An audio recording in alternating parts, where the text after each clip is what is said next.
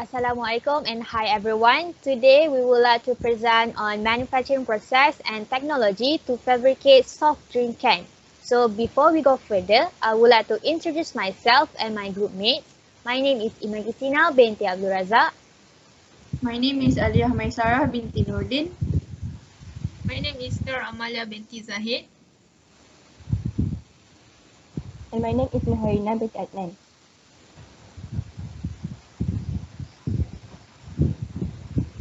Without further ado, we will go to the next slide.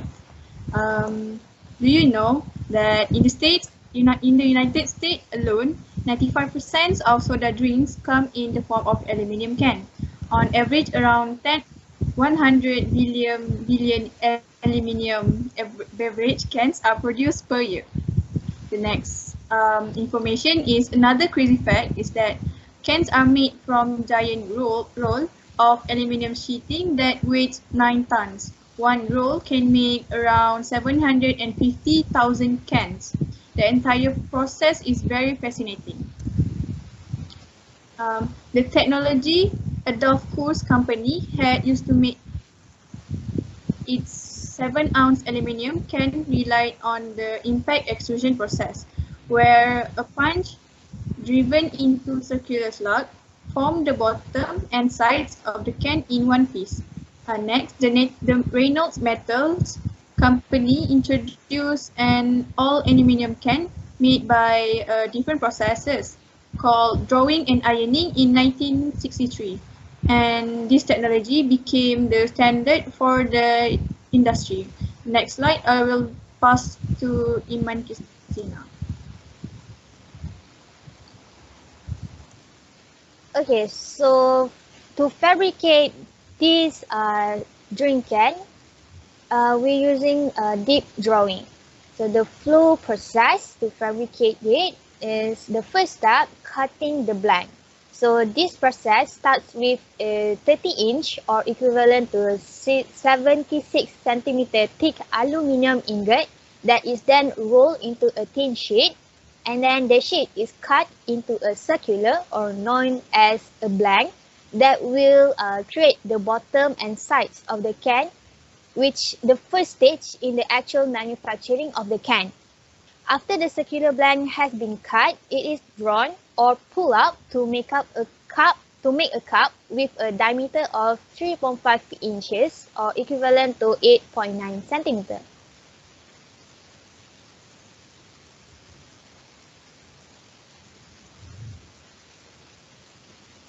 The second step is redrawing the cup.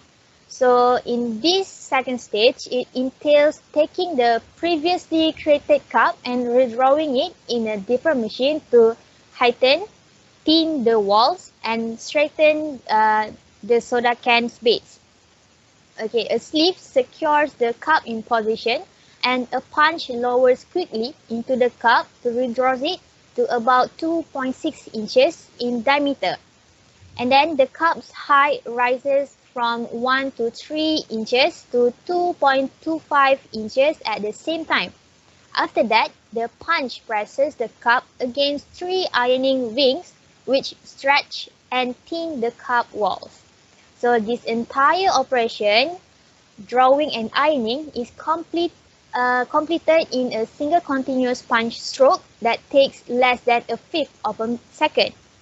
And then the cup is roughly 5 inches or equivalent to 13 centimeters tall currently. Another punch is then pressed on the cup's base, causing the bottom to expand inward.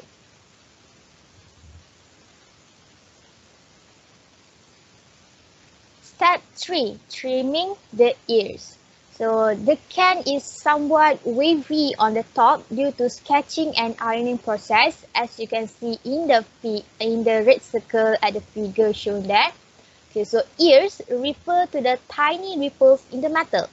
The crystalline structure of the aluminum sheet has an inevitable effect called earring. So aluminium firms have conducted significant research into this phenomena and have been able to affect the placement and height of the ears by regulating the rolling of the aluminum sheet. The top of the can is cut by about a quarter inch and leaving the upper wall straight and level as shown in the figure.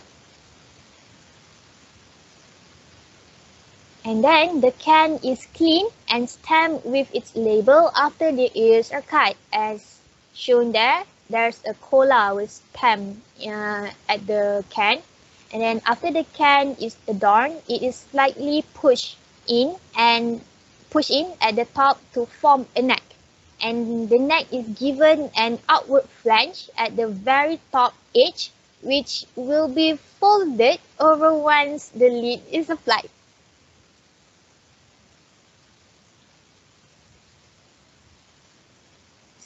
Fourth step is the lid. Okay, the lid is very unique in that the aluminium has more magnesium and less manganese. This because the bottom of the can's inward bulge helps it handle the pressure of the liquid inside it, but the flat lid must be stiffer and stronger than the base. So the lid has a 2.1 inch or 5.3 centimeter diameter, which is less than the 2.6 inch diameter of the walls. To produce a rivet, the center of the lid is gently pushed upward and pulled by a machine. A second piece of the metal, the pull tab, is placed beneath the rivet and fastened by it. The lid is then notched such that when the consumer pulls the tab, the metal detach easily and leave the correct aperture.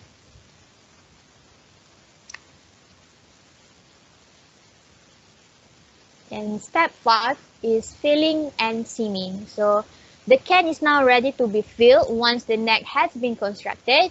A beverage is poured into the can as it is pressed securely against the seat of a filling machine, and the lid is placed on top. After that, the can's neck is produced. The upper flange is curved around the lid and seamed shut, and therefore the can is now ready to be purchased. So I would like to pass the next part to Kairina. Thank you, Iman. So now I will continue with the control parameters. So for the first one is strain hardening exponent. Experiments were performed to determine the strain hardening exponent and the strain hardening coefficient on the right, middle, and left side of the sheet metal at die angle of 0 degree, 45 degree, and 90 degree compared to the direction of rolling. And for the second one is plastic strain ratio. This experiment using the longitudinal and transversal sensors specifically to measure displacement in the direction of length and width. Strains were measured in the 3 rolling directions where a width mean is shown. Then a 20% strain is applied to get the defined anisotropy of the material. And for the third one is forming limit curve. For this part process, we use a hemispheric type punch with a 50 mm radius for the experiment. In order to reduce friction as much as possible, a 7 mm thick of polyurethane cushion was used. And for the fourth parameters is the influence of ironing die angle on the force. On entering the first ironing die, the material thickness has not yet been reduced and therefore does not show any strain. As the material passes through the ironing die, there is a sudden rise in the ironing force up to the value indicated where force is plotted in relation to the reduction of thickness. In subsequent, ironing force continues to increase up to the value of maximum thickness reduction. Then, for the influence of the friction coefficient on force, if the friction coefficient between the material and the ironing die significantly influence the ironing force, at every stage of ironing, this difference increases further. This shows that the greater the force applied to the material, the greater the influence of friction on the process. After that is the influence of strain hardening exponent on force, which is the higher its value, the greater it will be the resistance of material and the greater the absorption of strain, but more force will be needed to press and ironing the material. For the second last is influence of the clearance between the punch and the ironing die on force. If there is a misalignment between punch and the ironing die, there will be a significant imbalance in force and consequent excessive wear of the punch and the ironing die. And lastly is influence of the strain hardening exponent on the limit of drawing. Maximum reduction, which is limit of drawing, is given. Then the maximum degree admissal found by Rubio in 2006 is 0.866. If the value exceeds 0.866, it can cause the beginning of micro cracks in the material and indicate that the process is not feasible. And I will pass the next slide to Alan and Sarah. Okay, next slide is safety procedures. First things first is leaving safety guards and guide in place.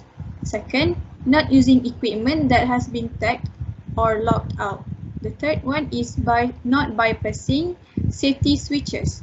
The fourth one is keep the workplace clean and free from debris. The fifth one is keep manuals accessible for reference by the workers using the equipment. The sixth one is ensure that all equipment is functional and properly maintained. Last but not least, workplaces must be well lit, well ventilated, and kept at comfortable temperature. The next slide will be presented by Nur Amalia. Okay, thank you, Alia. Okay, next is about advantages and disadvantages of this process. The first advantages is this process produces high in speed.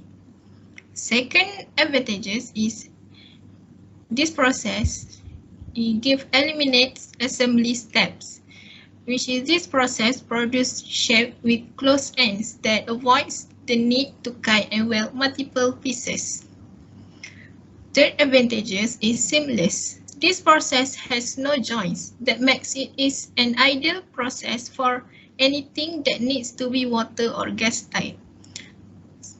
Next is this process has high accuracy, better than other processes. Lastly, this process produces very strong parts, which is deep drawing subjects metal to a lot of deformation, so it can result in very hard finished parts. Okay, for disadvantages, first is it is not suitable in small quantities forming process. Second, this process provides high cost. Last disadvantages is formability limitation. Next is about defects. There are three defects in this process. First is earring. Earring is called as the height of the walls of drawn cups have peaks and valleys. That is called as earring. There may be more than 4 ears. Second defect is tearing. It is a crack in the cup near the base happening due to high tensile stresses causing thinning and failure of metal at this place. Third defect is wrinkling. This is like ups and downs or waviness that is developed on the flange. That's all from us. Thank you. Thank you.